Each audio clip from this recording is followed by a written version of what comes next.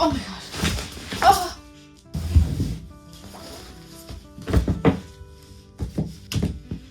I read 12 books last month. Let's talk about it. Actually, we're moving that just because it's gonna fall. Okay. Oh, just like I mentioned, it's gonna fall. Hi, welcome back if you're new.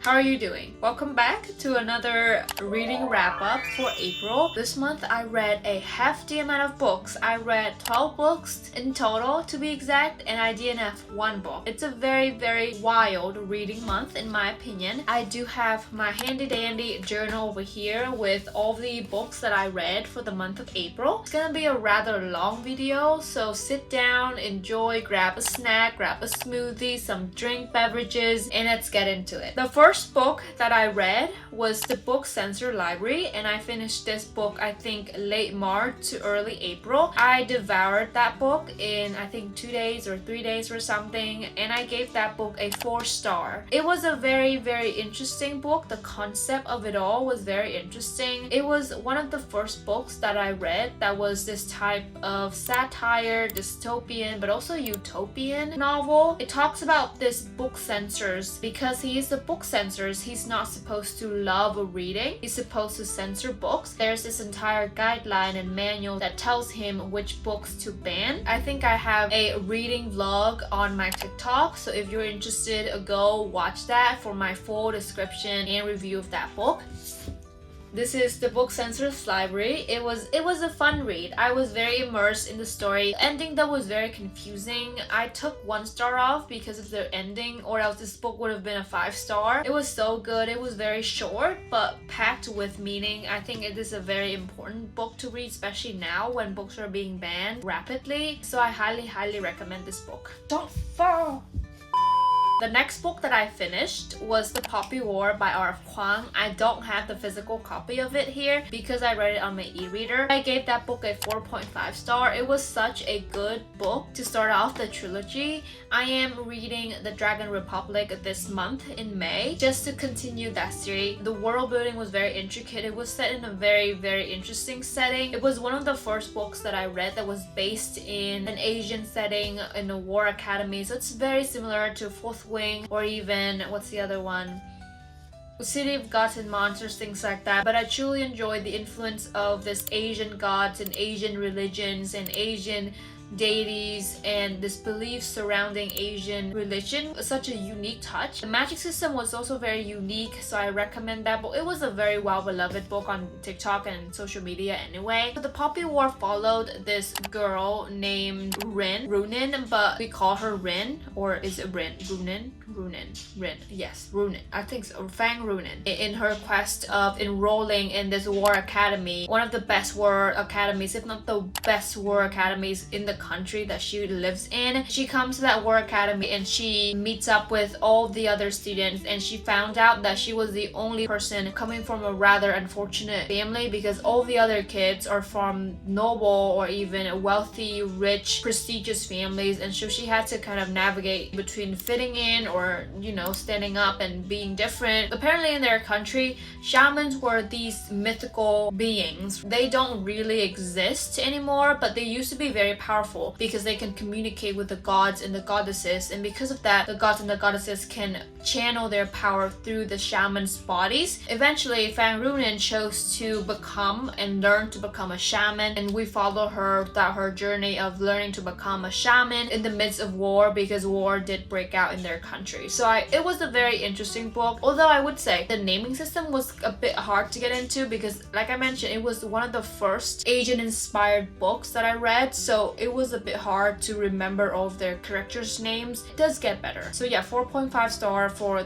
The Poppy War. The next couple of books are for my world literature course. So I read 2 novellas, so Death in Venice by Thomas Mann and Death of Ivan Ilyich by Leo Tolstoy. Both of those are novellas and so very quick reads, but I enjoyed reading them, but I enjoyed the discussions that we had in class following the reading more than the actual books themselves. I know that's a very big claim to make because those are classics. Death in Venice, I gave 3 stars. I did enjoy Death in Venice more than Death of Ivan Ilyich. Death of Ivan Ilyich, I gave 2 stars. It was a very weird book. I mean, they are all weird literature. So if you're into weird literature, I would recommend those 2. Death in Venice follows Aschenbach, this writer. He comes from a very educated and very middle class, upper class background. He went to Venice to take a break from his work and his studies, and he became obsessed with this boy named Tadzio's beauty. The book essentially is about Aschenbach's obsession and lusting over Tadzio's, and it raises important questions about the ethics of art, the morality of art, and what art is considered beautiful. Considering the fact that Tadzio is a minor, so it is a very interesting and even uncomfortable read. And then Death of Ivan Ilyich is about a man, right? Ivan Ilyich. He used to be a member of the court, once again a very noble member of society. Both of these novellas talk a lot about rank and etiquette and class and the influence of wealth on society, but also because of that, the language was very hard to get into. Both of these novellas have this kind of convoluted, very weird sentence structures, so go into these books with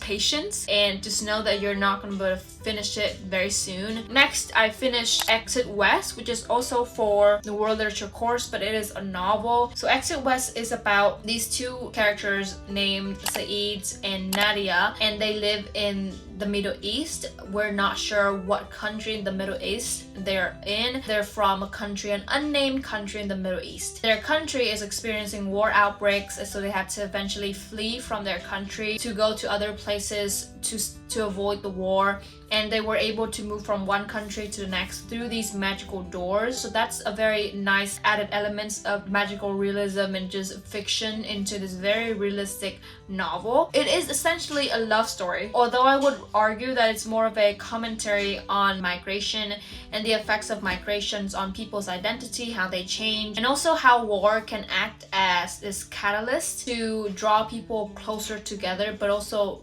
draw people apart from each other. It's pretty clear that Nadia and Saeed have this kind of trauma bonding relationship. So I gave Exit West a 3.5 star, and it is on my list to reread because I feel like when I was reading this book, I was in the mentality of reading the book for a course. So it was like an assignment to me, so I did not fully immerse in the story and I did not enjoy it as much. Next, a very, very, very exciting read of the year is Sword of Kaigen. It is my first book of Emma Wang, and I gave that book a 5 stars. It was so good. 6-star infinity stars. It's one of my best reads of the year so far. Once again, it's set in Asia, but this time it's set in Japan, I believe. I have this full review and book recap on my TikTok channel already, so go give that a watch if you're interested. I really like Misaki as a character. I feel like she's an important character. She's very layered, very nuanced, very complicated, but in a beautiful way. All of her internal battles and internal questions about the woman's roles in society, whether or not a woman should choose her passion or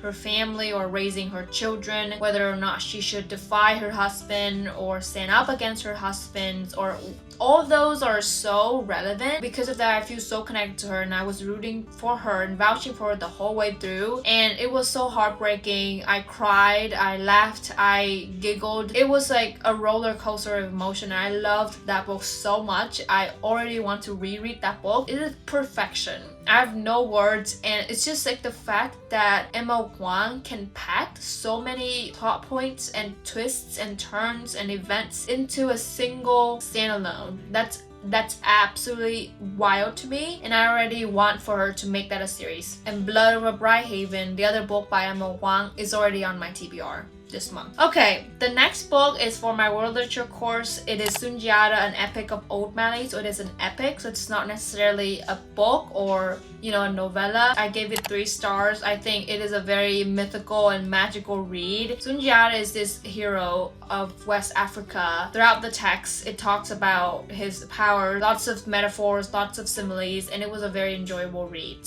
I finished A Wizard of Earthsea, which is a graphic novel. I read that in one of my reading reading vlogs. If you're interested, I'm gonna leave it up here. It is a graphic novel and I gave that 2.5 stars. Okay, hear me out. I enjoyed the story, don't get me wrong, but I don't feel like graphic novels are for me. Throughout the book or throughout the graphic novel, I found myself skimming too fast and just turning page after page after page too fast that I missed important details. They're all pictures. You know what I mean? So I had the tendency to just skip past everything. Even though I enjoyed that and I understood what the story was about, I would rather read the novel or the text version of it more than the graphic novel. So recommend though if you like graphic novel. It is a very easy read because of that. But I think the graphic novel at least does a very good job at capturing the very magical but also very eerie vibes of that book as a whole. Okay, next. We finished House of Leaves. It was one of the weirdest books that I've ever read. It's a very mind-bending read. In my opinion, I gave that book 4.25 stars. I'm thinking of increasing the rating just because I finished that book a week ago and I still think of that book every single day of the week. So lots of things going on in that book. First of all, we have two narratives that we follow, two characters. Johnny, which is I would say the main protagonist, at least the first couple of chapters of the story. He is the main protagonist. He is a very ordinary person. He works in a tattoo shop. He recently came into possession of this manuscript of Zampano. And Zampano is a very old man. He's blind. He lives in his house alone. And Johnny, when he was going around looking for places to live, his friend Lude mentioned to him that Zampano is putting his house up for rent. Johnny moved into Zampano's house and lived with him for a couple of months or something. But then Zampano passed away, he died, and in this diary he found out that Zampano was doing a very thorough and detailed descriptive analysis of this film called the Navidson Records. And the Navidson Records is about a set of characters. It's a film about this family who lives in Pennsylvania, so very middle class, Midwest traditional family. The husband of this family, his name is Will Navidson. He's a very famous photojournalist. His wife is called Karen. She has 2 kids, so they're a very ordinary family. But apparently they reside in this house. The Navidson Film Records is about the house that they live in, because the house that they live in, one thing that's very strange is that the interior of the house is bigger than the exterior, which defies every law of science. We followed them in figuring out what's wrong with their house, and it's a very eerie or very scary discovery of the house. And we followed them and how their relationship matures, dips, fall apart, rekindles because of the house and the different challenges that arise from the house. So I'm gonna leave you with that. The book play a lot with the structure and how the text is printed, how the text is written. So it was a very hard read. I think the house is a metaphor for something. It's an allegory for something, but I just cannot figure out for the life of me what it is a metaphor for. And I was truly immersed in both of the narratives, and I know that some people, they only focus on one rather than the other. It does get increasingly more gruesome and scary at the end, so check the trigger warnings and please go into that book, The Steel Heart. And if you need some help, if you need some time, take a break. Next, we finished A Novel Love Story, and I gave that book 3.75 star. Once again, I gave a full review on my TikTok already, so go watch that. But it is a very romance, it's a rom-com, very easy read. Although it did keep me on my toes and keep me guessing and thinking what is the happy ending of the couple. Palette cleansers, if you need that, I highly recommend Ashley Poston. She is my autobi author just because I know what I can expect from her. I can expect, good time, good vibes, a good romance, and just some time off and escapism. That's what I love about her. I read A Novel Love Story, just finished, but I also read The Dead Romantics by her. I also read The 7-Year Slip, and I would say The 7-Year Slip and The Novel Love Story are kind of equal, and they're, the same in terms of ranking.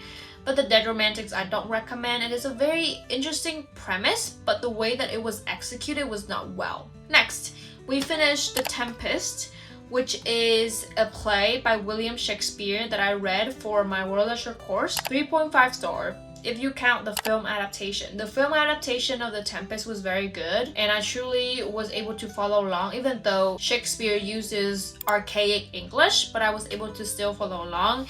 And once again, the description that we had in class was amazing. I highly recommend that if you're interested in Shakespeare or reading a play by Shakespeare. It was a very easy read, easier than I thought, only if you watch the film as well, because if you go straight into it, if you're like first time Shakespeare, then it's gonna be hard. For my world literature course as well, I finished Mulan, 5 versions of a classic Chinese legend.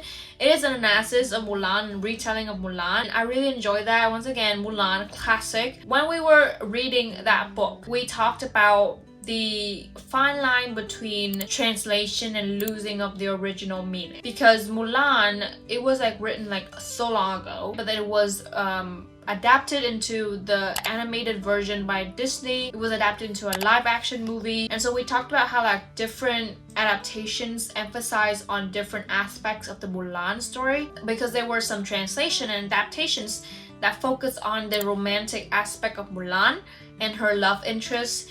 And we don't even know if that love interest is real or not, but they focus a lot on, you know, their relationship between Mulan and her love interest. Other adaptation and translation focus on Mulan's duty and honor, and of her fulfilling her responsibility to not only her family and her father, but also her country as a whole. So it emphasizes Mulan's role and usefulness, considering the fact that she is a daughter.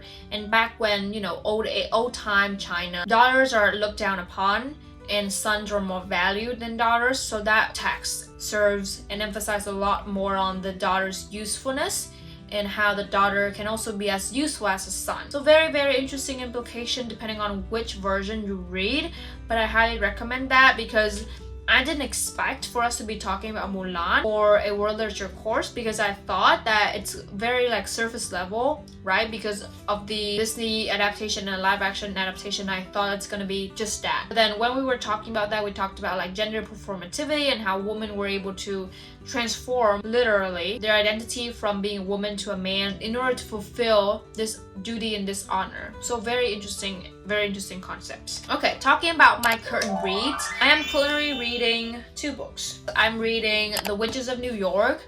I picked this up from my local library the other day, and I started this yesterday, and I am almost halfway through. I am that much into the book, and it is very interesting. It is set in New York in the spring of 1880, and it talks about the witches of New York. The premise of it sounds very, very lighthearted. You're gonna go into this thinking that you're gonna be in for a magical discovery journey of learning about witchcraft and witchery. But truly, I think it's more than that. It is also a reflection of society at the time and how, you know, New York at that time was this kind of hotspot for not only technological and scientific advancements, but also this advancement in terms of cultural and mindsets. And it refers a lot to the Salem witch trials and how women can be tortured and hanged and unalived even when they were thought as witches without any concrete evidence and proof. There was one instance in this book, there's one character, he is a preacher, so like a believer of God, a preacher of a church. And he goes as far as torturing this young woman because he thought that she is a witch without any concrete evidence, and despite the fact that she repeatedly saying that she is not a witch, he still goes as far as torturing her to the fact that she unalived herself at the end. And even after she unalived herself, he did not feel any remorse, he did not feel any grief, no sadness, just pride and joy, claiming that he was just doing what the Lord told him to do and that the Lord should be proud of him because of how righteous he is. So I thought that notion was very interesting, and I think that's a deeper notion that we think it is, or at least gives credit for. It talks also about this doctor and his female patient and how doctors around that time are not inclined to believe what women say or do or claim, and so doctors most of the time ended up mistreating women, misdiagnosing them. They thought that women were just overreacting. That entire notion itself is very much up for debate, and I truly believe that that's still going on even today, especially if you add another layer of race and, you know, socioeconomic status. A very important read, even though I'm not even halfway through, but I think it's more than just a very fun, retelling, cozy, aesthetic, magical story of witches of New York, but also the fact that it's set in New York is very interesting as well. So, recommend. I'm also trying to finish Our Coming World. This again is a very important book. I think this is, even regardless of what star or what rating I give this book, it's gonna be due for a reread very soon. It talks about this notion of a utopian society where a peaceful world and peace in general, and peace not only between different countries, but between different races, different groups, different members, and different communities can be had. And although I'm still thinking about whether or not I agree with the notion that we only should have a single religion and a single language, that's still, you know, I don't know how I think about that. I think it takes Mars and Mars society as this allegory for a utopian society that could be had. This book follows a man who is in the military. I think he's part of the Air Force. When he was out and about flying around doing his mission, he came into contact with a plane from Mars. After that, apparently got abducted from the plane, the Martian plane, and he was brought to Mars. At Mars, he was able to see their society and learn about their way of doing stuff, and most of those things are very utopian and very, very right compared to like Earth ways of doing stuff. So I think that was very interesting. I still haven't finished it. I'm like mostly halfway through, or more than halfway through. I'm interested in continuing. Obviously, it is a very important read, so I recommend. It is nominated for the Pulitzer Prize by Columbia University, and yeah, it's a very important read. I recommend this book, highly recommend this book. It is about nonfiction stuff, but written in a very fictional and conversational way. So, Our Coming World. Okay, talking about our only DNF of the month. Tripping on Utopia. I know, I decided to DNF this book. I thought that I was able to continue, but I don't want to continue reading the book. I will be returning this to my library. It is about psychedelics and the establishment and the birth of psychedelics. And it was interesting, don't get me wrong, the notion of it was very interesting, but it is a nonfiction. I still don't think nonfiction is for me. It is a very hard book to read. I did get distracted most of the time. I could not concentrate, not necessarily because it was boring, but it's because I'm not interested in the way that it was written and the way that it was presented per se. But if you're interested in psychedelics, learning more about how that could be used for depression, I know that's a whole field and a whole topic and discussion, I would recommend this book. I mean, they try to do it in a very storytelling way, but I did not buy it, and I did not find that it was very interesting. It was boring. Okay, that's all of the books that I read in April. I know it was a very, very eventful reading month, but I'm so proud of myself for reading that many books in a month. I have even more books than that on my May TBR this month. So if you're interested in learning what I have on my May TBR this month, head over to my TikTok channel. I have a video up already talking about my May TBR, and there are some classics in there that I want to get to, so I'm very excited for that. But as always, thank you for watching. Hopefully it's gonna be a very shorter video than I normally would upload, and I hope you enjoy me rambling and talking and sharing about books that I read this month, and I hope to see you next month for another reading wrap up. But in the meantime, bye bye. Thank you for watching.